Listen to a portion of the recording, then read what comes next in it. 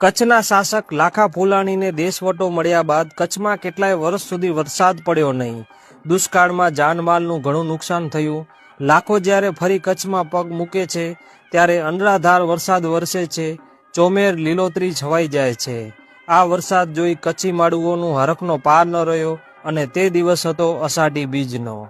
કહેવાય છે કે અષાઢી બીજના દિવસે જ ગરીબનાથ બાપુ દ્વારા રાયધણજીને કચ્છની ગાદી મળવાના આશીર્વાદ અપાયા હતા.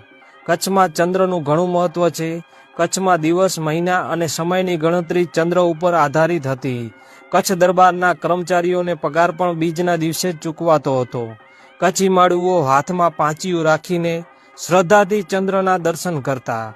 કચ્છના રાજ્ય ચિહ્નમાં પણ ચંદ્ર જોઈ શકાય છે. અષાઢી બીજના દિવસે હમીર સરોવરના કાંઠે 17 તોપોની સલામી અપાતી. ભુજના માર્ગો ઉપર મહારાવની ભવ્ય સવારી નીકળતી. ટીલા મેડીમાં